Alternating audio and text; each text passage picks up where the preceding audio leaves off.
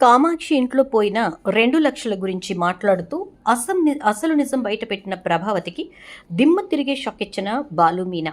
ఇదంతా ఎలా జరిగిందో వీడియో ద్వారా చూసేద్దాం. ఎక్కడ కూడా స్కిప్ చేయకుండా చివరి వరకు చూడండి, పూర్తిగా మీకు అర్థమవుతుంది. వీడియోని లైక్ చేయడం, షేర్ చేయడం మర్చిపోకండి. మీ లైక్, షేర్ మాకు మంచి సపోర్ట్ మరియు ఎంకరేజింగ్గా ఉంటుంది. మొత్తం మీదకి చూసుకున్నట్లయితే కనుక ప్రభావతి అయితే శివ కేసు విషయంలో తీసుకున్నటువంటి 2,00,000ని కామాక్షి ఇంట్లో దాచిపెట్టింది. ఇక కామాక్షి దాన్ని కందిపప్పు డబ్బాలో పెట్టింది. ఇక ప్రభావతి ఏం తెలియనట్టుగా ఇంటికి వెళ్ళి మొత్తానికి శివని క్షమించేసినటువంటి గొప్ప త్యాగమూర్తిలాగా బిల్డప్ ఇవ్వడం మొదలుపెట్టింది. ఇక దాంతో ఇంట్లో వాళ్ళంతా కూడా ప్రభావతి దయార్థ హృదయానికి కరిగిపోవడమే కాకుండా చాలా మంచి పని చేశావమ్మా, వాడి భవిష్యత్తుని కాపాడావమ్మా అంటూ పొగుడుతూ ఉంటారు. ఇక ఇలా ఉండగా ప్రభావతి అయితే కామాక్షి దగ్గర పెట్టిన 2,00,000 కూడా వడ్డీకి ఇమ్మని చెప్పాలి. ఏముందిలే, 3 రూపాయలు వడ్డీకి తిప్పితే ఎట్టి పరిస్థితుల్లోనూ 6,000 తగ్గకుండా వస్తాయి. పాత ఒక 1,00,000 ఉన్నాయి కదా, వాటిని కూడా 3 రూపాయలకి కలిపి వాటిని ఆల్రెడీ 2కు తిప్పుతోంది. 3కు చేయమంటే 10,000 అటు ఇటుగా పడతాయి. చాలు, చేతిలోకి డబ్బు లేకుండా ఇబ్బంది పడకుండా ఉంటాం. ఆ 10 పోగేస్తే 10 నెలల్లో 1,00,000 కూర్చుంటాయి. వాటికి ఇంకో 3,000 వడ్డీ వస్తుంది కదా, చాలు అని చెప్పని లెక్కలేసుకుని ప్రశాంతంగా కూర్చుని ఉంటుంది. ఈలోపు కామాక్షి ప్రభావతికి ఫోన్ చేస్తుంది. వదినా వదినా అంటూ ఫోన్ చేసేసరికి ప్రభావతి, ఏంటి వదినా, ఏమైంది అని చెప్పని అంటుంది. నీతో కొంచెం మాట్లాడాలి, అర్జెంటుగా ఇంటికి రావా అంటే, ఇప్పుడే కాస్త ప్రశాంతంగా కూర్చున్నాను కామాక్షి, ఇంతలోనే ఏమైందని చెప్పి ఇంటికి రమ్మంటున్నావు అని అంటుంది. ఏమవడం ఏంటి వదినా, నువ్వు అర్జెంటుగా రావద్దునా అని అంటుంది. సరే వస్తాలే, ఉండు, ఇక్కడ నాకు కొంచెం పని ఉంది, చూసుకుని వస్తాను అంటే, డబ్బుల విషయం వదినా అంటుంది. డబ్బుల విషయమా? ఏ డబ్బుల విషయం అని అంటే, మొన్న నువ్వు శివగాడి కేసు విషయంలో తీసుకున్న 2,00,000 విషయం అనగానే, శివ కేసులో తీసుకున్న 2,00,000 గురించా? ఎవరికి తెలిసిపోయింది? బాలుగడికి ఏమైనా తెలిసిందా? మీ అన్నయ్యకి ఏమైనా తెలిసిందా అంటూ ఉంటుంది. అబ్బా, నువ్వు అక్కడ అరిచి అందరికీ తెలిసేలా చేయకు, ఒకసారి ఇంటికి రా, చెప్తాను అని అంటుంది. ఈ మాటలు కాస్త బాలు చెవిన పడతాయి. ఒక్కసారిగా బాలు, శివ కేసులో 2,00,000 అంటుందేంటి అని అనుకుంటూ ఇక ప్రభావతిని వెళ్ళనిచ్చి మీనాతోటి చెప్తాడు. నువ్వు లాయర్ దగ్గరికి వెళ్ళి నాకు ఫోన్ చేయి, నేను మా అమ్మని ఫాలో అవుతూ వెళ్తాను. ఏదో గూడుపుటాని జరిగింది. శివ కేసు విషయంలో మా అమ్మ 2,00,000 తీసుకుందేమో అని చెప్పి నాకు ఇప్పుడు డౌట్ వస్తోంది అని అంటే, అంతేనంటారా అంటుంది మీనా. నాకు అదే అనిపిస్తోంది మీనా, నువ్వు వెళ్ళు, నాకు ఫోన్ చేయి అని అంటాడు. ఇక సరేనని చెప్పి లాయర్ దగ్గరికి వెళ్ళి మీనా అయితే బాలుకి ఫోన్ చేస్తుంది. బాలు లాయర్ తోటి మాట్లాడుతూ, ఏంటి సార్, మా అమ్మ 2,00,000 రూపాయలతోని కేసు వెనక్కి తీసుకోవడానికి ఒప్పుకుందా అని అంటే, అవునయ్యా బాబు, 50,000 నుంచి బేరమాటం మొదలెడితే 2,00,000 దగ్గర తగ్గొట్టింది అని అనగానే, థ్యాంక్స్ సార్ అని అంటాడు. ఏంటి దేనికి థ్యాంక్స్ అంటే, మొత్తానికి ఎలాగోలా కేసు క్లోజ్ చేశారు కదా అందుకు అని చెప్పని అంటే, అవును, ఈ విషయం నువ్వే ఫోన్ చేసి అడగొచ్చు కదా, మీ ఆవిడని పంపించావు దేనికి అని అంటే, నేను ఫోన్ చేసి అడిగితే కాల్ రికార్డింగ్ కుదరదు కదా, మా ఆవిడని పంపితేనే కాల్ రికార్డింగ్ కుదురుతుంది అని చెప్పని అంటాడు. ఇప్పుడు దేనికయ్యా కాల్ రికార్డ్ చేసుకోవడం అనగానే, ఏమి లేదులేండి సార్, మీరు సేఫ్గానే ఉంటారు, మీరైతే మాకు మంచి చేశారు కదా, మా డబ్బు మాకు ఇచ్చారు, మీ ఫీజు మీరు తీసుకున్నారు అని అంటూ ఫోన్ పెట్టేస్తాడు. ఇక మీనా అక్కడి నుంచి బయలుదేరి బాలు చెప్పినట్టుగా కామాక్షి ఇంటి దగ్గరికి వస్తుంది. ఇక కామాక్షి ఇంటికి వెళ్ళినటువంటి ప్రభావతి, ఏంటి ఏమైంది వదినా, డబ్బుల విషయం అని చెప్పినట్టున్నావేంటి అంటుంది. ఏం చెప్పమంటావు వదినా, ఇక్కడ పెద్ద ఘోరమే జరిగిపోయింది అని అంటే, ఘోరమా, ఏం జరిగింది అని అనగానే, ఆ డబ్బుని నీ నాట్యానికి వచ్చేవాడున్నాడే, ఒక అమ్మాయితో ఎప్పుడు మాట్లాడుతూ ఉంటాడు వెధవ అని అంటే, వాడు ఏమైంది అంటే, వాడు ఈ కందిపప్పు డబ్బా నుంచి ఆ డబ్బులు కొట్టేశాడే అని అంటాడు. ఏంటి, డబ్బు కొట్టేశాడా అని అంటుంది. డబ్బు కొట్టేస్తే అంతవరకు నయమే, ఆ డబ్బు తీసుకుని ఆ అమ్మాయిని లేపుకుని పారిపోయాడు అని అనగానే, ఏంటి, ఆ అమ్మాయిని లేపుకెళ్ళిపోయాడా అని అంటుంది. అవును, లేపుకుపోయాడట, ఆ అమ్మాయి వాళ్ళ అమ్మా నాన్న వచ్చారు అని చెప్పని అంటే, ఇంతకీ వాడే ఈ డబ్బు కొట్టేశాడని గ్యారంటీ ఏంటి, వాడు దాన్ని లేపుకుపోయాడు కాబట్టి వాడి మీదకి నెట్టేస్తున్నావా అని అంటే, కాదు, ఇక్కడ నాట్యం నేర్చుకోవటానికి వచ్చిన పిల్లలు ఈ గుమ్మం దగ్గర కాపలా ఉన్నాం, అన్నయ్య ఆ డబ్బాలోంచి డబ్బులు తీశాడు అని చెప్పారు, వెళ్ళి అడుగు, నన్నే అనుమానిస్తావు అని అంటుంది. ఇక పిల్లల దగ్గరికి వెళ్ళి ఏరా ఏమైంది అంటే, ఆ అన్నయ్య ఎప్పుడు ఆ అక్కని తీసుకుని పక్కకు వెళ్ళి మాట్లాడుతూ ఉంటాడు టీచర్. నిన్నైతే మంచినీళ్ళు తాగొస్తాను, ఎవరూ రాకుండా చూడండి అని చెప్పి నన్నే ఆ గుమ్మం దగ్గర నుంచోపెట్టాడు. మంచినీళ్ళు తాగడానికి ఎవరూ రాకుండా ఎందుకన్నయ్యా అంటే, మేడం చూస్తే తిడతారు, అందుకని నాకు దాహంగా ఉంది అంటూ ఈ గదిలోకి వచ్చాడు. తీరా నేను బయట చూసి ఎవరూ రావట్లేదు కదా అని చెప్పి లోపలికి చూసేసరికి ఆ డబ్బా తీసి అందులో నుంచి డబ్బులు ఇంతలావు కట్ట తీశాడు అని అనగానే ఒకటా రెండా అంటుంది ప్రభావతి. వదినా నీకెంత అనుమానం అని అంటే, మామూలుగా అడుగుతున్నాను కామాక్షి అంటుంది. 2 కట్టలు మేడం అని అంటాడు. అదే అని అంటుంది ఆ నేర్చుకోవడానికి వచ్చిన పిల్ల. దాంతో ప్రభావతి అమ్మో అమ్మో అమ్మో నా కొంప కొల్లేరైపోయింది. నానా ఇదులు పడి మొత్తానికి ఆ లాయర్ గారితో బేరమాడి ఆ డబ్బులు నేను కాజేస్తే నా దగ్గర నుంచి ఈ వెధవ కాజేశాడు అనగానే పోతే పోయాయి 2 లక్షలు. ముందు వాడు దాన్ని లేపుకుపోయాడంట.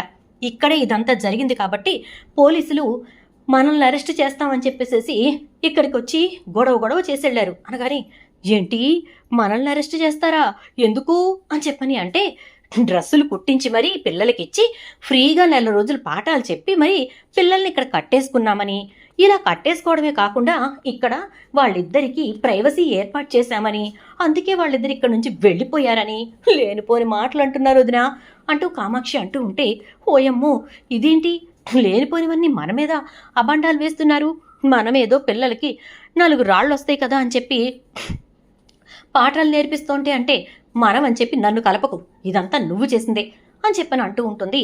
ఇక ఇటు నుంచి కామాక్షి, ఇప్పుడు ఏం చేద్దాం వదినా, నాకేం అర్థం కావట్లేదు అంటుంది ప్రభావతి.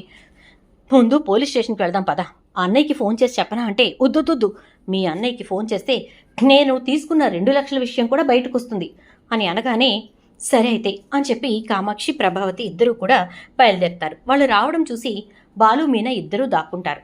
ప్రభావతి మాట్లాడిన మాటలన్నీ కూడా బాలు తన ఫోన్లో రికార్డ్ చేసుకుంటాడు. ఇక అలా చేసుకున్న తర్వాత ప్రభావతి కామాక్షి ఇద్దరూ కూడా పోలీస్ స్టేషన్కి వెళ్ళటం చూస్తాడు. ఇక అక్కడికి సత్యాన్ని తీసుకుని వెళ్తాడు. నాన్న నువ్వు వచ్చిన విషయం తెలియకుండా జాగ్రత్తగా ఓ పక్కన నిలబడు, మొత్తం విను అని కిటికీ దగ్గర నుంచోపెడతాడు. దాంతో సత్యం అక్కడి నుంచొని మొత్తం వింటూ ఉంటాడు. ఇక కామాక్షి ప్రభావతి ఇద్దరూ కూడా జరిగింది మొత్తం చెప్తారు.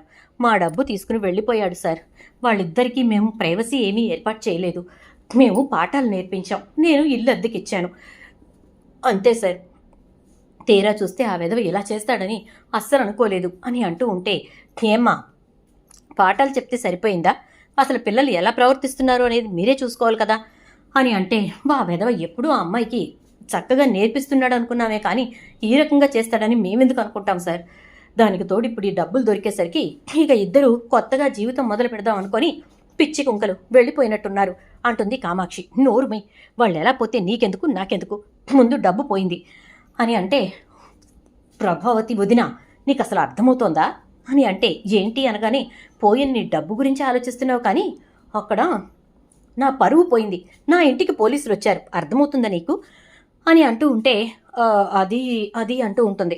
ఇక సత్యం ఇదంతా విని, చిచ్చి అసలు దీనికి ఆ డబ్బు ఎక్కడిది అని అంటూ బాలుని అడుగుతాడు. అది కూడా వస్తుందాగు అని చెప్పని అంటాడు బాలు. ఈలోపు పోలీసులైతే, ఏమ్మా ఆ 2 లక్షల రూపాయలు మీకెక్కడివి అని అడిగితే, అవి మా ప్రభావతివి అని చెప్పి కామాక్షి చెప్తుంది. మా కామాక్షి అని చెప్పి ప్రభావతి పూర్తి చేయబోయే లోపే, ప్రభావతివే ఆ డబ్బులు అని చెప్పి కామాక్షి చెప్పేస్తుంది. చెప్పడమ్మా ఆ డబ్బులు ఎక్కడివి, మీ ఫ్యామిలీకి సంబంధించిన డబ్బా అంటే, అబే కాదండి నావే, నా సొంత డబ్బు అంటుంది. మీ సొంత డబ్బు అంటే మీరు కష్టపడి సంపాదించారా లేక దొంగతనం చేశారా అంటాడు. ఏంటి సార్ డబ్బు పోయిందని చెప్పి కంప్లైంట్ ఇవ్వడానికి మేమొస్తే మమ్మల్ని దొంగలు చేసి మాట్లాడుతున్నారు అనగానే, చెప్పవమ్మా మీకు ఆ డబ్బు ఎక్కడిది, 2 లక్షల రూపాయలు మీ దగ్గర ఉన్నాయంటే ఐదర్ మీ భర్త అయినా ఇచ్చుండాలి లేదా మీ పిల్లలైనా ఇచ్చుండాలి, మీ డబ్బు అయితే మీ ఇంట్లో దాచిపెట్టకుండా ఈవిడింట్లో ఎందుకు దాచిపెట్టారు అని చెప్పి పోలీసులు అడుగుతారు. దాంతో సత్యం, అది అలా అడగండి అంటూ ఉండగానే, అంటే ఏమైందంటే అని ఈ మధ్యకాలంలో శివ అని చెప్పి ఒక కేసు వచ్చింది కదా, ఇంటర్నెట్ అంతా స్ప్రెడ్ అయింది అంటుంది. అవును వైరల్ అయిన వీడియో, ఆ కుర్రాడు తప్పు చేయలేదు అని చెప్పి ఆవిడే కేసు వెనక్కి తీసుకుందంట కదా, అలా వెనక్కి తీసుకుని ఆవిడ మంచి పని చేసిందని అందరూ పొగుడుతూ ఉన్నారు అంటే, అలా వెనక్కి తీసుకోవడం కోసమే 2 లక్షల రూపాయలు తీసుకున్నాను, అవే కామాక్షి దగ్గర పెట్టాను అంటుంది. ఏంటి 2 లక్షలు తీసుకుని కేసు వెనక్కి తీసుకున్నావా? గొప్పదనివమ్మా. వాడు చేసిన 1,00,000 దొంగతనం కంటే ఇది మరీ ఘోరంగా ఉంది. అందుకోసమే ఆ డబ్బు కూడా అట్లాగే పోయినట్టుంది అంటాడు పోలీసు. దాంతో ఇక చాలేవయ్యా, నిన్నిప్పుడు న్యాయం ధర్మం మాట్లాడమనలేదు. నీకు చెప్పింది ఒక్కటే, నా డబ్బు పోయింది, వాళ్ళు ఎక్కడున్నారో కనిపెట్టి నా డబ్బు నాకు ఇప్పించండి అనగానే పసిపిల్లలు తప్పటడుగు వేశారు. వాళ్ళ జీవితం పోయింది అనే ఆలోచన లేకుండా ఏం మాట్లాడుతున్నావు నువ్వు, నీకు అర్థమవుతోందా అని అంటాడు. ఇక పోలీస్ అయితే, ఏమో సార్ నాకు తెలీదు, నా 2 లక్షలు నాకు ఇప్పించండి అంటూ ఉంటే సత్యం అదంతా విని, చిచ్చి ఈ దరిద్రపది మారుతుంది అనుకోవడం నాదే తప్పురా, నాదే తప్పు అంటూ సత్యం అక్కడి నుంచి వెళ్ళిపోతాడు. అలా వెళ్ళిపోయిన తర్వాత బాలు మీనా ఇద్దరూ కూడా అక్కడ జరిగిందంతా జాగ్రత్తగా వీడియో తీసుకుని ఇంటికి వెళ్తారు. ఇక ప్రభావతి కంప్లైంట్ ఇచ్చిన తర్వాత ఇంటికి వచ్చేసరికి ఇక సత్యం అయితే ప్రభావతిని, దయచేసి నువ్వు ఇంట్లోకి రాకు, నువ్వు వస్తే నేను ఈ గుమ్మంలోనే ఉండను అని అంటాడు. ఏం మాట్లాడుతున్నారండి, నేనేం చేశానని అని చెప్పని అంటే, పసిపిల్లాడి జీవితాన్ని నిలబెట్టడానికి ఒక మంచి పని చేశావు అనుకునే లోపే నీ బుద్ధేంటో బయట పెట్టుకున్నావు కదే అని అంటాడు. నేనేం చేశాను, మధ్యలో నన్నంటున్నారు, నా బుద్ధిని అంటున్నారు అని అంటే, అవును నీ బుద్ధిని నువ్వు బయట పెట్టుకున్నావు. ఇక ప్రభావతి, అది కాదండి, నేను చెప్పేది వినండి అంటూ ఉంటే, నువ్వు తీసుకున్న ఆ డబ్బు కూడా మరొక 2 పసిపిల్లల జీవితాల్ని నాశనం చేసింది కదే దరిద్రపు దానా అంటాడు.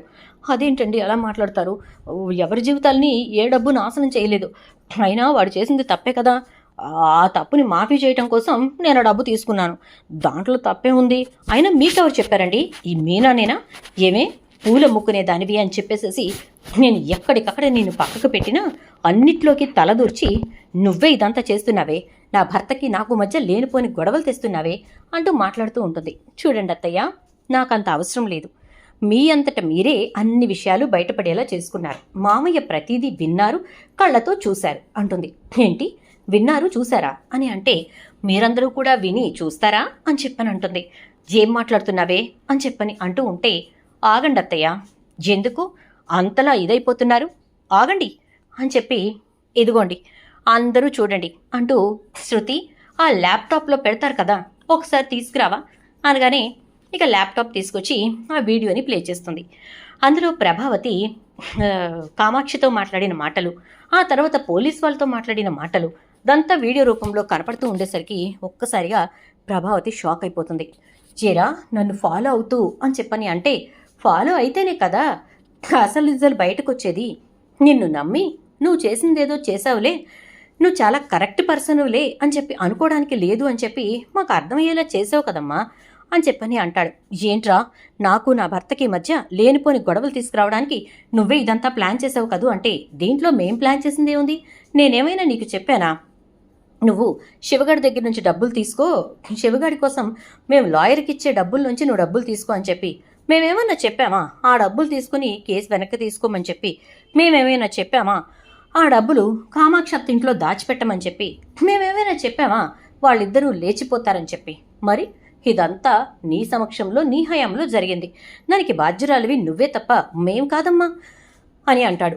ఈలోపు సత్యం, జేంటి ప్రభా ఇదంతా నాకు అర్థం కాక అడుగుతున్నాను, వాడేదో తప్పు చేశాడు అని చెప్పేసేసి వాడిని దండించాల్సింది పోయి, లేదు క్షమించాల్సింది పోయి, రెండూ కాకుండా నువ్వు అంతకంటే పెద్ద తప్పు ఎలా చేశావు, వాడు నీ బ్యాగ్లో ఉన్న డబ్బు కొట్టేశాడు, నువ్వు బాలుగాడు కష్టపడి అప్పులు చేసి మరీ లాయర్కి ఇచ్చిన డబ్బుని కొట్టేశావు, వాడు చేసింది కనీసం ప్రపంచానికి తెలిసేలా జరిగింది, నువ్వు చేసింది గుట్టు చప్పుడు కాకుండా జరిగింది, కానీ నిజం నిలకడ మీద బయటపడుతుంది కదా ప్రభా, అదే జరిగింది ఇక్కడ అని అంటే, అది కాదండి దయచేసి నన్ను క్షమించండి, అంటే ఏం జరిగిందంటే వాడు ఎలాగూ తీసుకున్నాడు కదా, ఆ డబ్బేగా తీసుకుంటుంది అంటే, ఆల్రెడీ నీ 1,00,000 రూపాయలు నీకు ముట్టాయి కదా, మరి ఇంకెందుకు పనిగట్టుకుని నువ్వు వాడి దగ్గర ఉన్న డబ్బునే అంటే వాళ్ళ కేసులో డబ్బును తీసుకోవాల్సి వచ్చింది అంటే, వాడు చేసిన నష్టం వల్ల నేను మానసికంగా ఎంతో కృంగిపోయాను, ఇంట్లో మీ అందరితోటి చీవాట్లు చెప్పుదెబ్బలు తినే పరిస్థితి వచ్చింది, ఆ సేటు నన్ను జైల్లో పెట్టాడు, వీటన్నిటికీ నేను బదలా తీర్చుకోవాలి కదా, అందుకోసమే అలా చేశాను అంటుంది. సరే నువ్వు బదలా తీర్చుకున్నావు కదా, అయిపోయింది కదా, ఇక నేను చేయాల్సిందేంటో నేను చేస్తాను అన్నాడు సత్యం. ఏంటండి ఏం చేస్తారు అని చెప్పని అంటూ ఉంటే, బాలు మీనా ఎందుకత్తయ్య కంగారు పడుతున్నారు, వెయిట్ చేయండి అని చెప్పేసేసి అంటూ నిలబడి చూస్తూ ఉంటారు. ఈలోపు సత్యం పైకెళ్ళి బట్టలన్నీ తీసుకొని వస్తాడు. ఆ బట్టలన్నీ కూడా ప్రభావతివి. మొన్న నీ అంతట నువ్వు బ్యాగ్ తీసుకుని ఇంట్లోంచి వెళ్ళిపోయావు. ఇప్పుడు నేనే నిన్ను పంపిస్తున్నాను అనగానే, మావయ్య అత్తయ్యకి బాగా ఇష్టమైన ఆవకాయ పచ్చడి పెట్టుంచాను, అది కూడా ఒక జాడి పెడతాను అంటుంది. పెట్టమ్మా, అక్కడికి వెళ్ళి మళ్ళీ కామాక్షిని తింటుంది అని అంటే, అన్నయ్య దయచేసి ఈసారి నా ఇంటికి పంపాలని మాత్రం అనుకోకు అంటుంది. ఎందుకంటే ఈలోపే కామాక్షిని అక్కడికి పిలుస్తాడు బాలు. అనగానే, మరి నువ్వు లేకపోతే ఇంకా దాన్ని ఆదుకునేవాళ్ళు ఎవరున్నారమ్మా అంటే, ఇక ఆ డ్యాన్స్ స్కూల్ కూడా మా ఇంట్లో పెట్టనివ్వను. ఇప్పుడు ఆ వెధవ చేసిన పని వల్ల ఇదిగో ఎన్ని రకాల ఇబ్బందులు ఫేస్ చేస్తున్నాను. పోలీసులు మా ఇంటికి వచ్చారు. ఇప్పుడు రంగా నాకు ఎన్ని మాటలు అంటాడో అని చెప్పని అంటూ ఉంటుంది. ఈలోపు ఇక పోలీసుల దగ్గర నుంచి ఫోన్ వస్తుంది కామాక్షికి. సార్ చెప్పండి అని చెప్పని అంటే, వాళ్ళు దొరికారమ్మా, మీరు ఒకసారి స్టేషన్కి రండి అంటే, ఇక అందరూ కలిసి స్టేషన్కి వెళ్తారు. అక్కడ వాళ్ళిద్దరిని నుంచోపెట్టి పోలీసులు, ఎరా ఎందుకు పనిచేశారు అని అంటే, ఏం లేదు సార్, మేము ప్రేమించుకున్నాం, మా ప్రేమను బ్రతికించుకోవడానికే మేము ఆ నాట్యం స్కూల్లో చేరాం. ఇక మేము పెద్దోళ్ళను ఒప్పించుకునే పరిస్థితి లేదని అర్థమయ్యి దూరంగా వెళ్ళి బ్రతకాలనుకున్నాం. అందుకోసమే ఈ డబ్బు మాకు సాయపడుతుందని తీసుకెళ్ళాం అని అంటే, సరే పోలీసులకి దొరికారు కాబట్టి సరిపోయింది, లేకపోతే మీ జీవితం ఏమైపోతుందిరా, మీది చిన్న వయసు అంటూ ఆ డబ్బేది అంటే, ఇంకెక్కడ డబ్బు సార్, డబ్బు మొత్తం అయిపోయింది అంటాడు. ఏంట్రా 2 రోజుల్లో 2 లక్షలు అవచేసావా అని అంటే, మా మేడం గారి కోరికలు ఏమైనా తక్కువ అనుకుంటున్నారా సార్, ఫ్లైట్లో తిరగాలంది, అందుకే ఇక్కడ నుంచి అదే రాజమండ్రి నుంచి హైదరాబాద్కి ఫ్లైట్లో తీసుకెళ్లాను. అక్కడి నుంచి మళ్ళీ ముంబైకి తీసుకెళ్లాను. అక్కడ సీపోర్ట్ చూడాలంది, అక్కడికి తీసుకెళ్లాను. ఇక ముంబై నుంచి డైరెక్ట్గా మళ్ళీ బెంగళూరుకి వెళ్ళాం. అక్కడ సిటీ అంతా తిప్పాను. మరి ఇలా ఖర్చు పెడితే డబ్బు అయిపోతుంది కదా సార్ అని అంటాడు. ప్రభావతి ఒక్కసారిగా గుండె పట్టుకుంటుంది. ఏంట్రా 2 లక్షల రూపాయలు అప్పణంగా తీసుకున్నదే కాక 2 రోజుల్లో ఖర్చు పెట్టేశావా అని అంటే, ప్రతి రూపాయి మీద ఎవడో ఒకటి పేరు రాసుంటుంది, దాని మీద నీ పేరు రాసిందని నువ్వనుకున్నావు, కానీ దేవుడు వాడి పేరు రాశాడనమాట, అందుకే అవి అలా ఖర్చు అయ్యాయి అని చెప్పి బాలు అంటాడు. ఇక పోలీసులైతే, పోన్లేవమ్మా, మొత్తానికి వాళ్ళిద్దరూ ఏదన్నా అయ్యి ఉంటే కామాక్షి గారు మీ ఇంటిని సీజ్ చేయాల్సి వచ్చేది, పైగా ఆ డ్యాన్స్ స్కూల్ కూడా అక్కడ ఆపేసేయండి అని పోలీసులు అంటారు. దాంతో కామాక్షి, అలాగే సార్, మీరు చెప్పకపోయినా నేను ఆపేద్దామని అనుకున్నాను అని అంటూ ఉంటే, ఇక సత్యం అయితే, నేను ఇంటికి వెళ్తున్నాను, నువ్వు మాత్రం ఇంటి గుమ్మం తొక్కడానికి వీల్లేదు అని అంటాడు. అది కాదండి అంటూ ఉంటే, దయచేసి ఇంకొక మాట మాట్లాడుకో, నువ్వు ఇంటి గుమ్మం తొక్కటానికి వీలు లేదు అని చెప్పని అంటాడు. దాంతో ఇక ప్రభావతి ఏం మాట్లాడాలో అర్థం కాక, వదినా అని చెప్పి కామాక్షి వంక చూస్తే, వదినా ఇప్పటికి నీకు నేను చేసిన సాయం చాలు, నువ్వు నాకు చేసిన సాయం చాలు, ఇక నీ బతుకు నీది, నా బతుకు నాది, మా ఇంటి గుమ్మం మాత్రం తొక్కకు అనేసరికి ఇక ప్రభావతికి ఏం చేయాలో ఎక్కడికి వెళ్లాలో అర్థం కాక డైరెక్ట్గా సుశీలమ్మ ఉంటున్న ఊరి బస్సు ఎక్కుతుంది. ఇక ఎక్కి సుశీలమ్మ ఇంటికి వెళ్తుంది. సుశీలమ్మ అయితే, శాంత ఎవరో వచ్చినట్టున్నారు చూడు అంటే, మీ కోడలు గారండి అని చెప్పని అంటుంది. మా కోడలా, అసలు అది ఇక్కడికి రావడం ఏంటి అని చెప్పని అంటే, నాకు ఆశ్చర్యంగా ఉందండి, మీ అబ్బాయి గారు కూడా లేరండి కూడా అని అంటే, రా లోపలికి రా అని చెప్పి పిలుస్తుంది. ఇక ప్రభావతి అత్తయ్య అంటూ కూర్చుని ఏడవడం మొదలు పెడుతుంది. ఏం జరిగిందే అంటే, జరిగింది మొత్తం చెప్తుంది. వాడే తప్పు చేశాడని చెప్పి వాడి దగ్గర నుంచి డబ్బులు వసూలు చేసి బాలుగాడు నీకు ఇస్తే అవి వడ్డీకి తిప్పుకుంటున్నావు, సరిపెట్టుకోవాలి కదా, అలా కాకుండా పని కట్టుకొని మళ్ళీ 2 లక్షలు తీసుకొని కేసు వెనక్కి తీసుకుంటానని చెప్పేసి అంటావా, బాగా అయ్యిందా? ఇప్పుడు ఆ 2 లక్షల సంగతి దేవుడెరుగు, ముందు నీకు నిలువ నీడ లేకుండా అయిపోయింది అంటే, అదేంటత్తయ్య, నా శేష జీవితం ఇక్కడే గడుపుతాను అనగానే, వద్దమ్మా, ఇప్పుడు నీకు సేవలు చేయడం కోసం నేను పని మనిషిని పెట్టలేను, అదేదో కాసేపు తోచనప్పుడు వచ్చి అంత వంట చేసి పోతూ ఉంది, ఇక ఇప్పుడు అది కూడా చేయడానికి నాకు మనుషులు లేకపోతే నేనేమైపోతాను అంటూ ఉంటే ప్రభావతికి ఏం చేయాలో అర్థం కాదు. ఇంకప్పుడు బాలు మీనా వెనకాలే వస్తారు. వచ్చి, ఏంటమ్మా ఇక్కడ కూడా స్థానం లేదుగా నీకు అంటే, లేదు, మీ నాయనమ్మ ఇక్కడ ఉండొద్దు అంటోంది అని చెప్పని అనేసరికి, మరి ఏం చేస్తావు, ఎక్కడికి వెళ్తావు అని అంటాడు బాలు. ఏదో ఒకటి చేసుకుంటానులే, ఎక్కడికో ఒకడికి వెళ్ళి బతుకుతాను, ఏ అనాథాశ్రమంలోనో పోతాను అని అంటే, ఏం అక్కర్లేదు పద అని చెప్పి ఇంటికి తీసుకెళ్ళి సత్యంతో మాట్లాడి ప్రభావతిని ఇంట్లోకి తీసుకెళ్తాడు బాలు. ఎంతమంది కొడుకులున్నారు, ఒక్కడైనా నీకోసం వచ్చారా? ఎవడి పెళ్ళం కొంగు చట్టును వాళ్ళు దాక్కున్నారు తప్ప ఎవ్వడూ నీకోసం ముందుకు రాలేదు. కానీ బాలు మీనా మాత్రం నన్ను ఎదిరించి నాతో గొడవ పడి నీకోసం ఊరికొచ్చారు, నిన్ను తీసుకొచ్చారు. నిజం ఎవరో, నిజమైన ప్రేమ ఎవరిదో నువ్వు ఎప్పటికీ తెలుసుకోవు ప్రభా. ఇక ఒక్క మాట చెప్తున్నాను, నాతో నువ్వెప్పుడు మాట్లాడకు. ఇక అలాగే పార్వతమ్మ ఇంటికెళ్ళి క్షమాపణ చెప్పు, అప్పుడే నీకు నాకు మధ్య మాటలుంటాయి అని చెప్పి వెళ్ళిపోతాడు సత్యం. మరి ప్రభావతి ఆ పని చేస్తుందా? ఆ పని ప్రభావతి చేయాలంటే తలకిందులుగా తపస్సు చేయాలి. మరి చేస్తే బాగుండు, పార్వతమ్మ వాళ్ళకి క్షమాపణ చెప్తే బాగుండు అనిపిస్తే ఎస్ అని చెప్పి టైప్ చేసి కామెంట్లో పెట్టండి. వీడియో నచ్చితే లైక్ చేయడంతో పాటు వీడియోని షేర్ చేయండి, ఛానల్ సబ్స్క్రైబ్ చేయండి, పక్కనే బెల్ ఐకాన్లో ఆల్ ట్యాప్ చేయండి.